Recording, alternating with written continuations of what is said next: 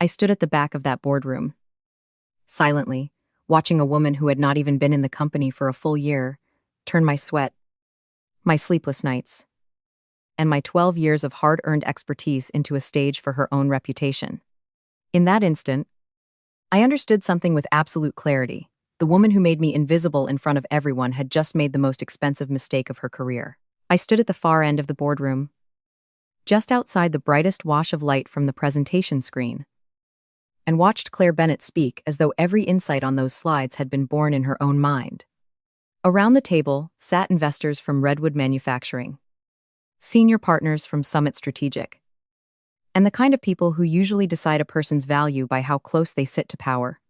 I was Brooke Carter, 49 years old, and I listened as Claire delivered, with polished confidence, the exact findings I had spent months uncovering. Every risk she emphasized, every recommendation she framed as a strategic breakthrough, every operational truth she offered with that calm executive cadence had come from work I had done line by line, file by file, call by call. When she explained how the Ohio facility had been shifting employees between subsidiaries to bury pension liabilities, I could almost hear the keyboard from the Tuesday night when I found that pattern after hours of cross-checking records no one else thought were worth opening. When she spoke about seeing beyond the surface, I knew I was watching myself be erased in real time. There were 18 people in that room, and not one of them knew they were applauding the wrong person. What made the moment so sharp was not just the theft. It was the familiarity of it. I had spent years building operational knowledge from factory floors, maintenance schedules, labor agreements, shipping logs, and conversations with supervisors who told the truth only after they were convinced you respected the work. Claire was converting all of that into elegance and authority, while I remained a shape in the background. And standing there, I felt something settle inside me. Not panic. Not even rage. It was colder than either of those things. It was the steady, tactical awareness that comes when you realize the battlefield has changed. And the person smiling at the front of the room has no idea. She just crossed a line that cannot be uncrossed. I did not enter this profession through elite schools, polished internships, or family connections to people in expensive offices. My foundation was built in military logistics. I spent 6 years learning that the most dangerous failures are usually hidden inside details other people dismiss. In a combat zone, a missed maintenance cycle, or an inaccurate fuel projection, is not a spreadsheet problem. It becomes a human one very quickly. Those years trained me to distrust appearances and respect facts. After I left the service, I used educational benefits to earn my MBA from a state school while raising children with my husband, Noah, and trying to build a stable life that would not collapse under bills, tuition, and responsibility. When I joined Summit Strategic, I was not the person anyone bragged about in recruiting brochures. I was the woman who understood how operations actually worked in the real world. I knew that a plant can look efficient on paper while slowly bleeding cash through deferred maintenance. I knew that labor issues do not begin in headlines. They begin in the tone of a contract clause, in staffing shifts, in the language management starts avoiding. But in many rooms, I was easy to overlook. I was a middle-aged woman in practical clothes, driving an older car, worrying about mortgage payments, college applications, and aging parents with medical needs. That image made people comfortable. They assumed I was useful. Note formidable. What they never understood was that ordinary-looking people often survive by becoming exacting, disciplined, and very hard to fool. I did not need admiration. I did not need theatrics. I only needed the truth to be handled honestly. So when Claire used my work to elevate herself while reducing me to background utility, it did not just offend my pride. It insulted the entire road I had taken to become good at what I do. And roads like mine are not built out of vanity. They are built out of sacrifice, discipline, and earned competence. The humiliation became sharper when one of the investors leaned forward and asked the obvious question. He said that a level of operational analysis this deep could not possibly come from one person alone. So who else had contributed? For one brief second, I thought Claire would do the bare minimum and acknowledge me honestly. I thought she might say my name with the respect due to the person who had carried the real weight of the work.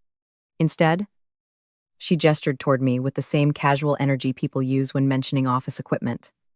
She said I handled operational support, helped pull files, coordinated data requests, and kept the administrative side moving smoothly. Then, with a mild smile, she added that the strategic layer required a different kind of graduate-level training. I stood there listening to her, take a knife to my work with velvet gloves on. I had an MBA too. I had 12 years of industry experience and 6 years of military logistics behind that. I had spent nights rebuilding their models, identifying liabilities, validating assumptions, and talking to the people who actually kept those facilities running. But none of that fit the narrative Claire wanted. In her version of the story, I was support staff. Helpful, reliable, invisible. That was the moment I understood exactly how she saw me. Not as a colleague, not even as a threat, but as a resource she could mine without consequence. If you have ever watched someone take your work, soften your presence, and reduce you to a footnote while smiling the whole time. Comment number 1. I want you to understand why I stayed silent in that room. It was not weakness. It was selection. In the military, I learned that reacting at the wrong moment can hand your opponent the advantage they do not deserve. Some people mistake silence for surrender. They forget that silence can also be reconnaissance. I did not interrupt Claire. I did not defend myself in front of the room. I let her keep speaking. I let every person there absorb the version of events she wanted them to believe. And while she built that false picture, I made a decision inside myself that would matter far more than anything I could have said out loud. Standing there, listening to Claire diminish me with such polished ease, I found myself thinking about Daniel Hayes. If Daniel had never noticed me years ago, I might have left Summit Strategic long before this. Or worse, I might have accepted the idea that my career was supposed to remain permanently backstage. Daniel was the first person at the firm who saw something in me beyond data collection. He understood that operations are not abstractions. They are people, systems, timing, maintenance, labor, compliance, local politics, and all the messy realities that never fit neatly into a glossy presentation. In my early years at the firm, he started pulling me into late-night prep sessions before major negotiations, not to fetch materials, but to answer difficult questions. Why did a plant claim one efficiency level while missing obvious throughput targets? Why did a labor cost profile not match the way shifts were staffed? Why did a capital plan seem too clean for a facility with aging equipment? Daniel listened to my answers because he respected the way I approached reality. He once told me that most polished analysts saw spreadsheets, but I saw living systems. That sentence stayed with me for years. Through him, I learned the business from factory floors, distribution yards, break rooms, and conversations with managers who only spoke honestly when they felt someone actually respected what they did. Daniel made sure I built relationships with the people behind the numbers. He trusted me to catch the differences between executive storytelling and operational truth. When he was promoted to senior partner, I was genuinely happy for him. I believed his rise would create more room for people like me. I did not understand then that his move upward would create a space directly beneath him, and that Claire would step into it carrying a flawless resume, refined instincts for ambition, and a talent for turning other people's substance into her own image. That is why the boardroom scene hurt in a particular way. Daniel had once shown me what professional recognition could look like. Claire was showing me how quickly that recognition could be stolen when a person knows exactly which kind of confidence the room is most eager to reward. When Claire Bennett arrived at Summit Strategic, the firm acted as though a star had landed. Her credentials impressed everyone immediately. She had the elite degree, the glamorous prior employer, the network, the composure, the exact profile people love to point to when they want clients to feel reassured before any real work has even begun. At first, I had no reason to resent her. In fact, I was hopeful. Claire asked intelligent questions. She wanted to know how I checked production claims, how I validated operational forecasts, how I could tell when a company was smoothing over a risk. I answered freely, because it felt good to be taken seriously. She often told me that my practical knowledge was the kind of thing that made a firm truly exceptional. I let myself believe she meant that. Then the questions became broader, and the pattern became clearer in hindsight. She wanted to know how Daniel used to approach operational diligence. She wanted my frameworks, my instincts, my methods, and the reasoning behind them. At the time, it felt like collaboration. Later, I understood it was extraction. When Claire handed me the Redwood and Great Lakes deal, her tone was almost inspiring. She said it was a career-shaping transaction, that my operational expertise was exactly what the project needed, and that if we got it right, it could change both our futures. That phrase stayed with me. I worked harder because I believed I was finally being trusted with something that could move me out of the shadows where I had spent so much of my professional life. If you have ever seen manipulation dressed up as mentorship, leave a like on the video. People talk about betrayal as though it always arrives harsh and obvious. It does not. Sometimes it comes wrapped in praise, delivered with eye contact, and built slowly enough that you do not see the trap until your work has already been taken from you. That was the genius of Claire's method. She did not steal crudely. She made me feel chosen first. And that made what came later cut even deeper. I threw myself into that deal as though it were the last real doorway my career would ever get. Redwood Manufacturing had a broad operational footprint across multiple states. And Great Lakes Industrial brought its own network of plants and distribution facilities, each with different labor structures, environmental obligations, and cost pressures. On the surface, the transaction looked beautiful. That is exactly what made me suspicious. The cleanest strategic narratives are often supported by the dirtiest hidden details, so I started where real diligence always starts, with the things no one wants to spend time on. I cross-checked capacity claims against actual production behavior. I reviewed labor agreements, environmental filings, staffing transfers, maintenance timing, and capital expenditure assumptions. I tracked how costs were allocated across entities, and whether the allocation patterns made operational sense. It was exhausting work, not glamorous work. But it was the work that decides whether an acquisition is value creation or slow-motion disaster. I stayed late for weeks on end. Noah carried more of the life at home so I could keep digging. The deeper I went, the more the polished story started to crack. The Ohio facility had been shifting employees across subsidiaries in ways that distorted pension exposure. The Indiana plant was carrying environmental cleanup obligations that were nowhere near properly reflected in the forward-looking numbers. The Michigan operations were heading toward labor contract changes that could add serious integration costs. When I put the risk stack together, the hidden liabilities approached $700 million. That was not a detail to soften. It was enough to change the entire economic logic of the merger. But what mattered just as much was what else I found. There were real opportunities too. The distribution network could be redesigned intelligently. Certain manufacturing processes could be aligned for meaningful efficiency gains. The deal was not hopeless. It was simply misrepresented. I wanted my report to reflect the full truth, both the danger and the possibility. Because good operational analysis is not about killing deals. It is about forcing them to confront reality before reality does the job on its own. When I finally delivered the completed assessment, I was not handing Claire a packet of background material. I was handing her the operational spine of the entire deal.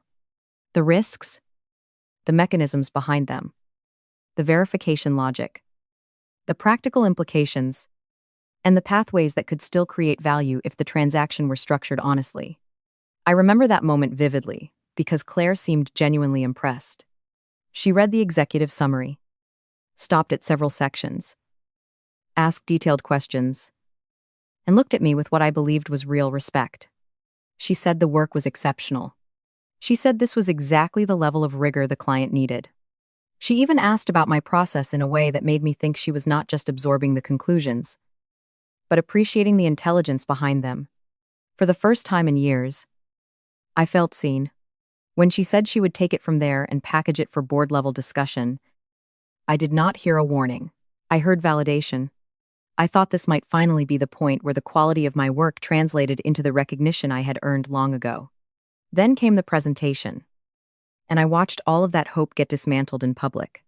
Every major insight became Claire's strategic thinking. Every discovery was reframed as if she had arrived there through executive brilliance. Even phrases I had used while explaining my methodology came back out of her mouth, polished and repurposed, as if they were part of her own professional identity. And what was I reduced to? Operational support? Administrative help. Useful in the background.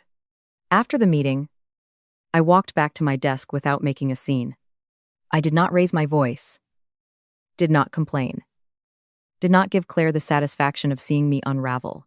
What I felt was not explosive. It was surgical. In the military, you learn that the most dangerous decisions are not always the loudest ones. Sometimes they arrive as stillness.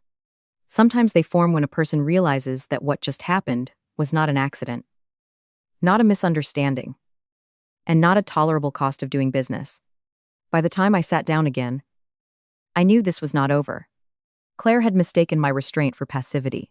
That would prove to be the most expensive miscalculation she ever made. When I returned to my desk, my first thought was not Claire. It was Ethan Brooks. 3 weeks earlier, Ethan, the chief executive of Redwood Manufacturing, had sent me a private message. He said someone had told him I was a practical source of operational insight. And before moving much further with our team, he wanted my perspective on working with Claire. At the time, I had answered carefully. I said I supported merger analysis, that Claire seemed professional, and that she valued operational input. Back then, I still believed we were working in alignment. After the boardroom presentation, that illusion was gone. I finally understood that Claire's praise had never been respect. It had been access. She complimented me because she needed the door open. Once she had what she wanted, she stepped through and left me behind. I opened a new message to Ethan and placed my hands on the keyboard without typing right away. I thought about Noah. I thought about our mortgage, our children, my parents' medical expenses, and the fragile stability my job represented. I knew exactly what a message like this could cost me. It could destroy the deal. It could end Claire's rise. It could also end my position at Summit Strategic. But there was another truth running alongside that fear. One older and harder than office politics. In the military, silence in the face of a known risk is not neutrality. It is participation in the consequence. That lesson had never really left me. Before I tell you what I wrote, subscribe to the channel if you believe truth matters most when it is inconvenient. Because that was the choice in front of me. Not comfort or anger. Truth or complicity. I was not writing because I wanted revenge. I was writing because I had seen too much to pretend this was just another case of one ambitious executive taking too much credit. This was a decision that could affect thousands of lives, and once I understood that clearly, not acting stopped being a real option. I began the email to Ethan as calmly as I could. This was not the time for personal grievance. It was the time to correct a decision before it became anchored to a false foundation.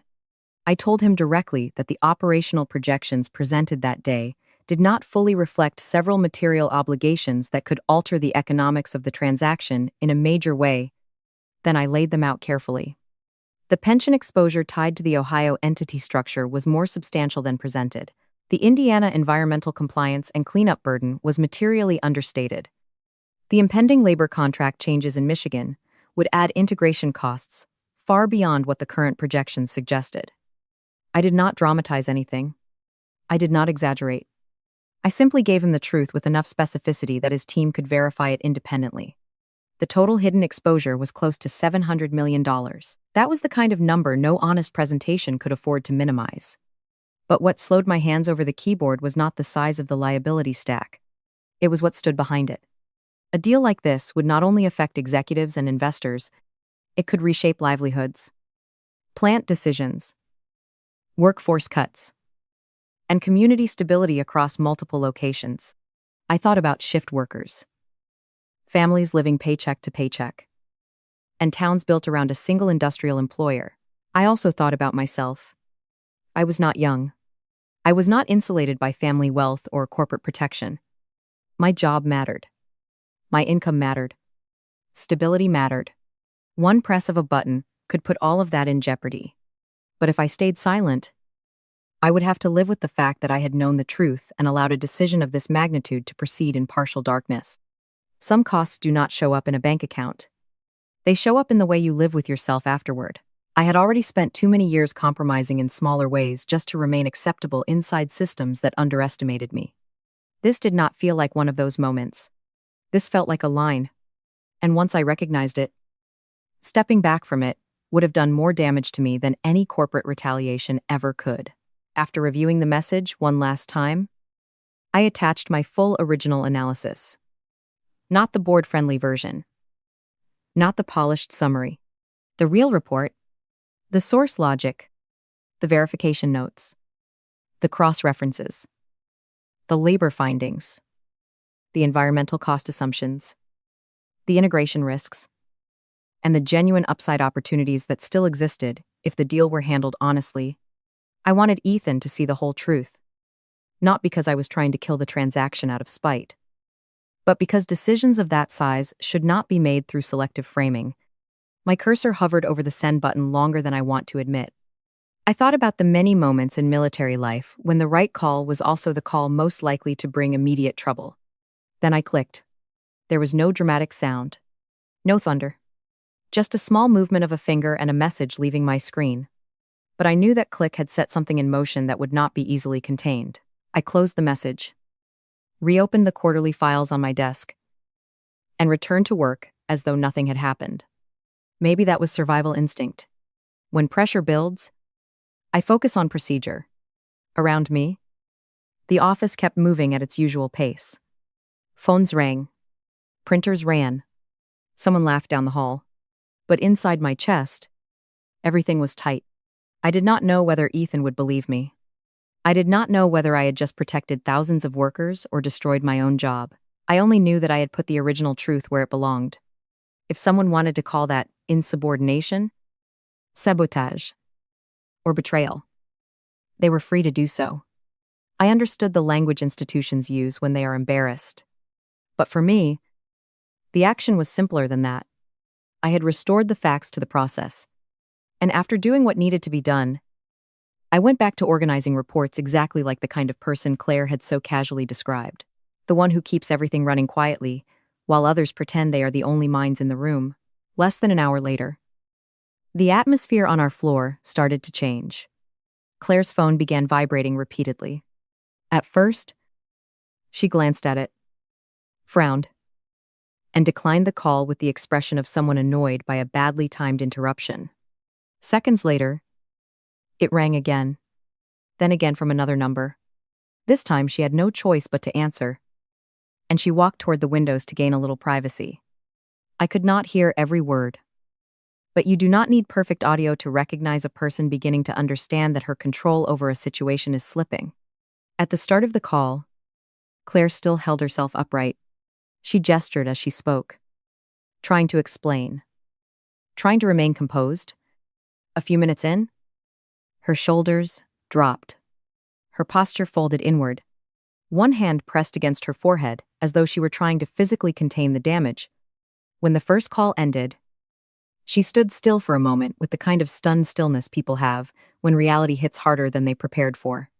Then the next call came almost immediately. I caught fragments this time. Misunderstanding. Operational team. Need to review original files. That was enough.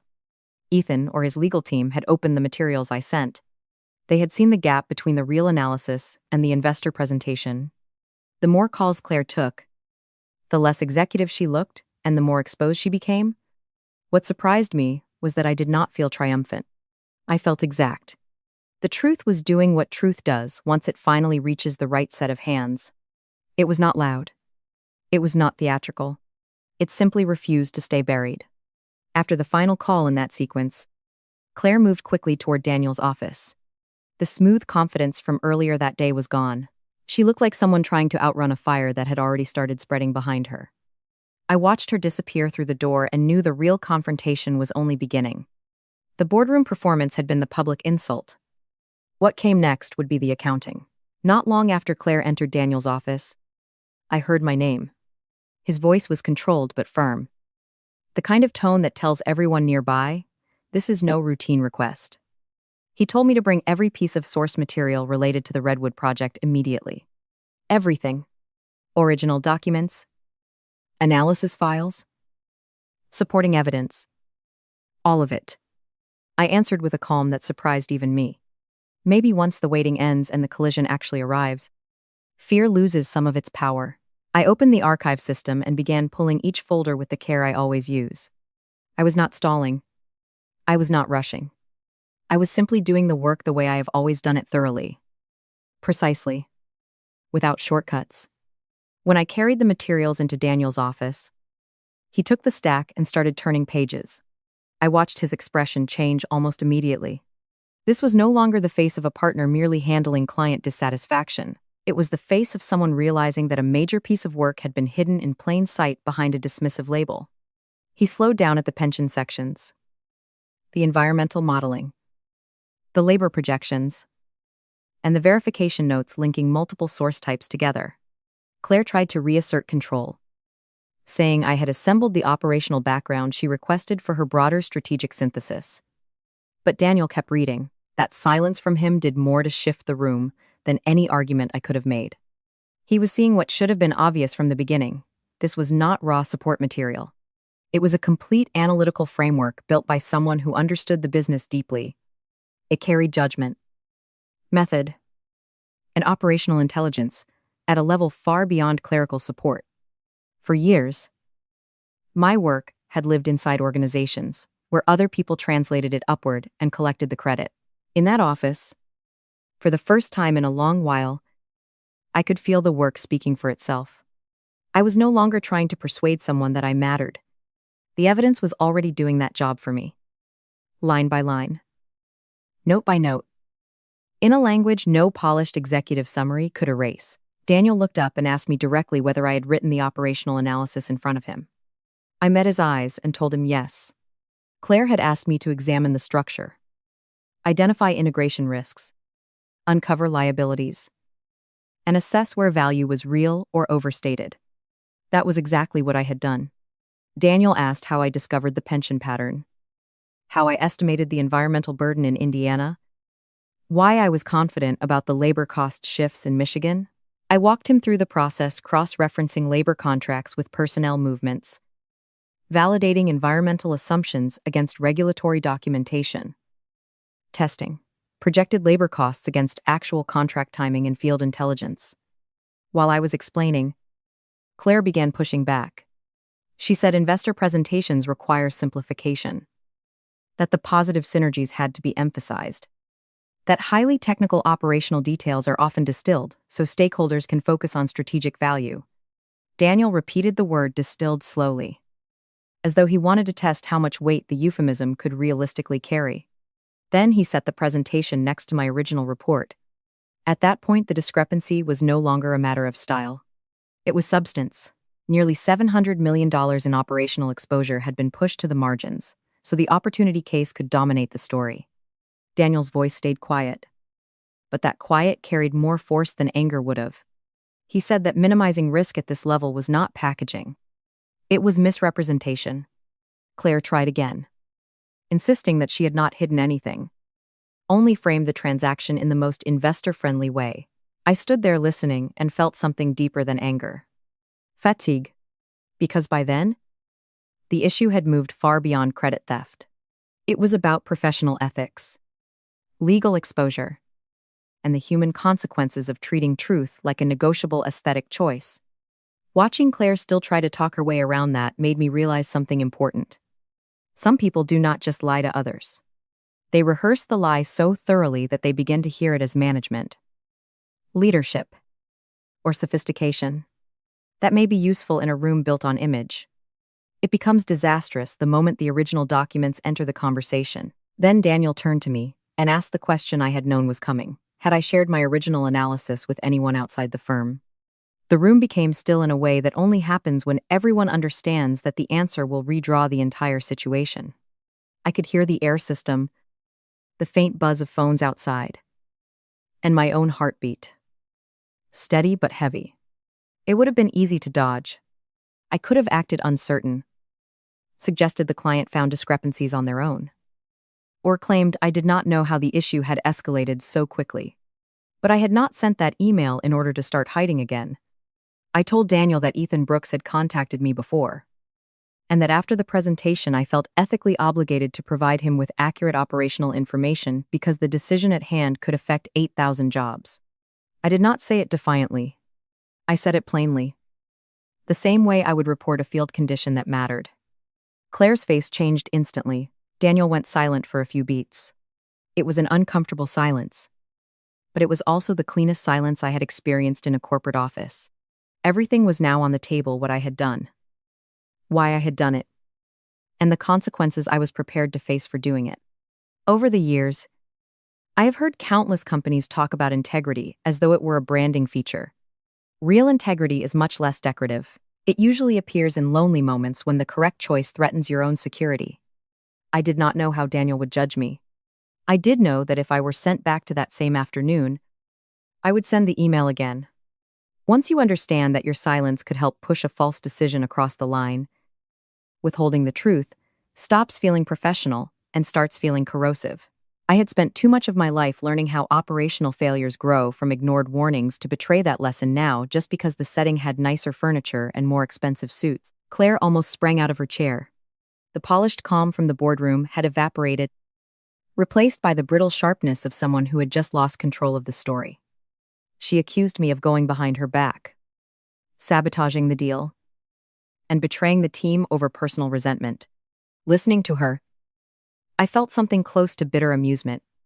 The person who had taken my work, softened the risks, and presented my expertise as her own was now talking about betrayal as if she were its victim. I told her I had shared the same analysis she asked me to produce, and that presenting my work as her strategic insight while concealing material liabilities was the real breach. Daniel stepped in before the confrontation could escalate further. He told Claire to return to her office immediately and stop contacting the client until instructed otherwise. His tone was short and hard, and in that moment, I knew the balance of power had shifted completely. After she left, Daniel sat down and looked at me for a long time, as if he were finally fitting together pieces that had been scattered for years. He asked how long this had been happening. I answered honestly since Claire arrived.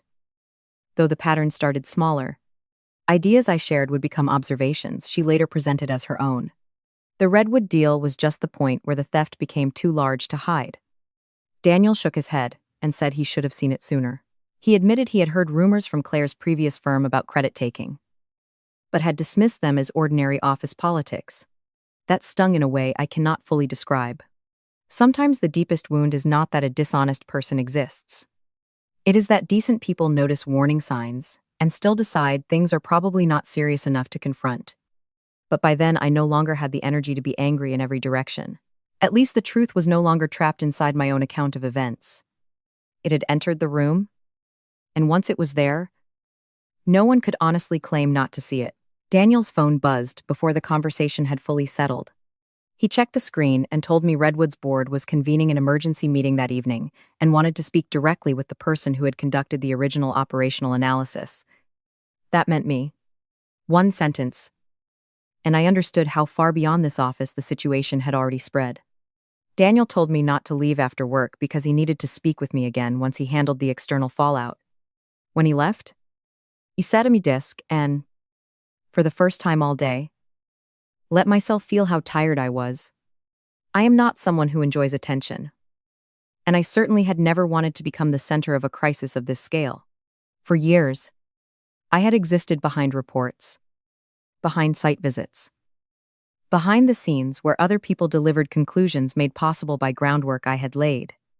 Now my name had suddenly become the name the client wanted to hear. I did not know whether to feel relieved or terrified. Probably both. While I waited, I thought about Noah and the kids. I thought about what I would say if I came home the next night without a job. I thought about the fragile economics of ordinary life and how quickly one corporate confrontation can threaten them. But threaded through all of that fear was another feeling, smaller but unmistakable. I was no longer being forced to stand at the back of the room. Whatever happened next, the person holding the truth was no longer being edited out of the story. I did not suddenly become naive enough to believe institutions always reward integrity. I had seen too much for that. But I also knew that when facts are documented carefully, verified rigorously, and delivered to the right people, they become harder to silence than polished confidence. For someone like me, that mattered, not because it guaranteed safety, but because it meant invisibility was no longer the only role available to me. 2 hours later, Daniel returned looking exhausted, but clearer than he had earlier. He shut the office door and told me Redwood had withdrawn from the deal entirely. After reviewing the original materials and comparing them to the presentation they received, their board decided to halt everything. They were also preparing a formal ethics complaint over the misrepresentation of material liabilities. I was not shocked, but hearing it still landed heavily. A massive transaction had just died. And even when its death is necessary, something that large does not collapse without impact. I told Daniel I understood what I had set in motion. He looked at me and said something I will never forget. Good. Because that deal needed to die. He explained that, after reading my full report, he realized the transaction, if it proceeded under Claire's framing, we could have buried both companies under obligations no one was properly accounting for. Summit Strategic would also have faced major legal and reputational damage for helping sell a false picture.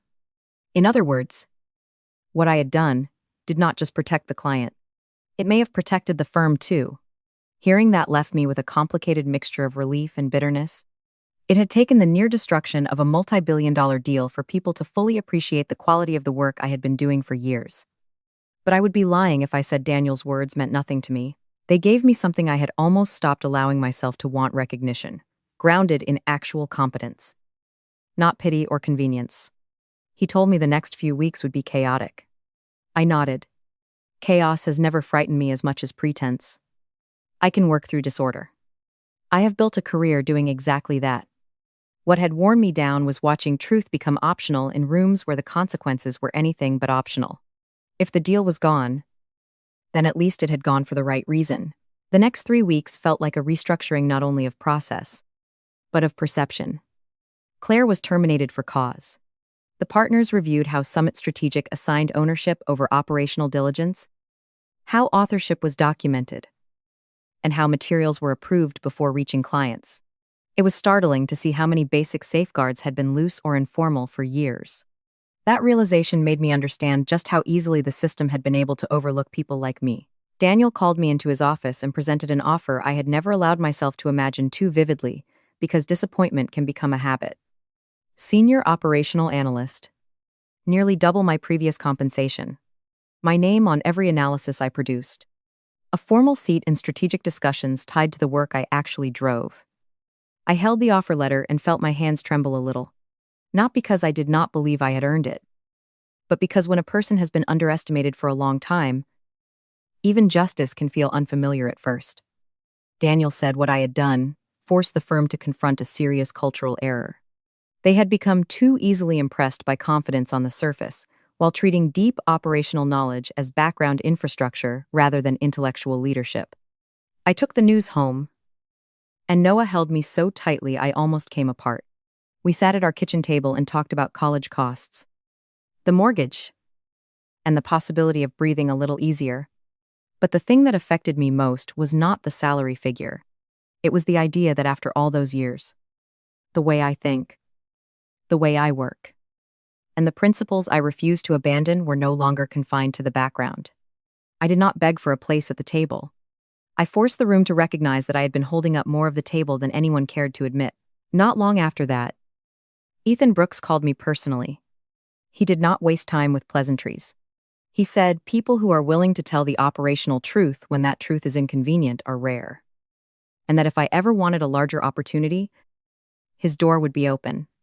I thanked him, but I did not say yes immediately. For the first time in years, I was not making decisions from fear that if I did not grab the next offer instantly, nothing else would ever come. I wanted to stay long enough to make sure the changes at Summit Strategic meant something. I wanted the shift that had begun in crisis to harden into structure. 6 months passed.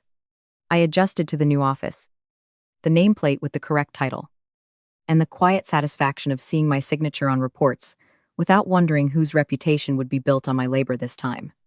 Then one afternoon, I got a call from a younger analyst at another firm. Her story was painfully familiar.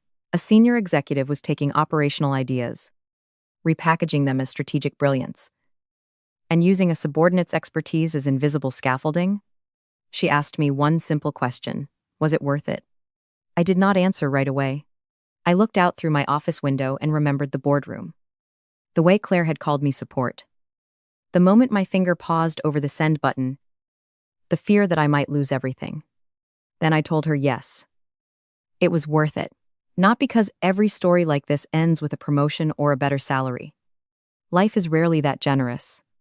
It was worth it because once you let people cross certain lines while you remain silent, the rest of you begins to shrink around that silence.